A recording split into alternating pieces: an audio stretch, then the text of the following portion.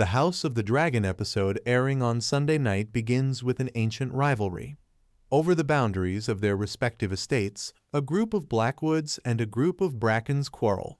One has pledged allegiance to Rhaenyra, while the other to Aegon. It appears likely that their support for opposing causes is motivated solely by resentment. When it comes to a kingdom on the verge of war, hotter heads win out, despite the fact that the gods find no carnage more repulsive than kin killing kin. This small argument culminates with pushing and words. A young man pulls out a sword. Then, a little while later, the same field is covered in dead from both houses, extending as far as the eye can see. There is wreckage and blood all across the countryside. The antique windmill is past its prime. Finally, the first true fight of the Dance of Dragons has occurred, albeit off-screen and, I believe, to great effect.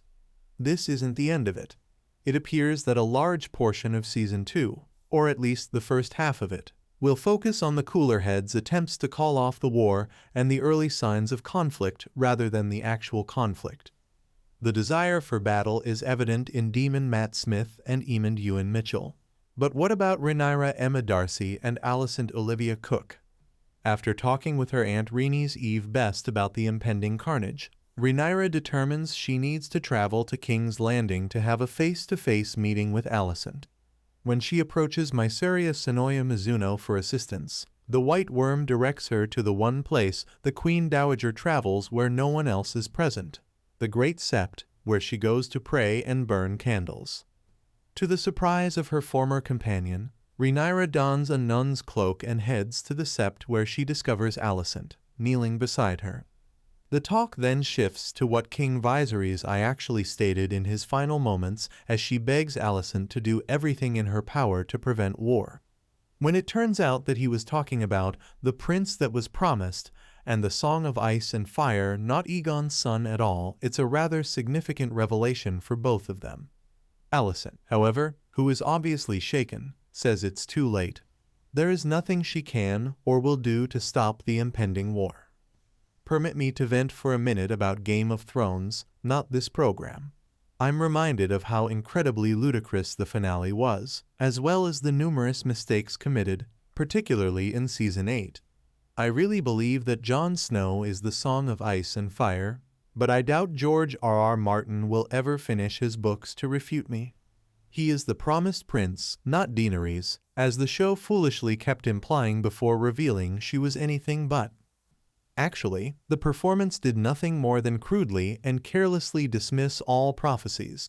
Jon chose not to battle and defeat the Night King. The reason Arya was able to step in at the last minute was because the show had given her immense powers without any justification, which made her a much less compelling character. Then, after killing Dany, Jon is banished and Bran, of all people, ascends to the throne. The Iron Throne's heir was Jon. He bore the blood of Targaryen fire and Stark ice. Although House of the Dragon makes it apparent that this prophecy is significant enough to be included in a prequel, it just serves to highlight how much of a disaster Thrones was. Anyhow, at best, Rhaenyra's attempt to avert conflict was a haphazard one. She never tried to use Allicent as a negotiating chip. She just persisted in her claims that Allicent was wrong, that she was the legitimate heir, and that her father loved her. Was she hoping that by only repeating her conviction in the throne, the Queen Dowager would be persuaded and that she would then be able to stop the war without any help? Persuade Aegon to resign the throne? While Aegon obviously didn't want it at the time, that ship has sailed. There were a few other noteworthy events in this episode. Rhaenyra sends her youngest boys to Bela, where they will travel to the Vale, along with Rena Phoebe Campbell, Daemon's younger sister and daughter. As you may remember, Rena is the only member of the family without a dragon of her own. She feels extremely excluded from all the excitement because of this, especially the fun of flying a dragon around patrolling for enemies. However, Rhaenyra sends Rena away with a clutch of unhatched dragon eggs in addition to the kids. This soothes her a little bit. In Game of Thrones, it turns out that these are actually Dany's eggs. Nonetheless, this is a significant divergence from Martin's Fire and Blood. Meanwhile, Daemon travels to a very soggy, gloomy, and largely deserted Harrenhal, where he finds the steward and settles down, ready to muster troops and reconstruct the enormous stronghold. It seems that the Riverlands hold the key to the entire conflict, and both Team Green and Team Black are lining up to win over the Riverlands lords to their respective causes. But because old Grover Tully is frail and old, his bannermen are turbulent and disorderly. Remarkably, Daemon sees a bizarre vision of a young Rhaenyra Millie Alcock's first appearance on the show, since the first part of Season 1 sewing the young Prince Jaehaerys' head back on. This is all happening at this terrible castle. As an aside, George R.R. Martin, although I like you, you could have completed Winds of Winter by now if you had made these names simpler to spell. Ah.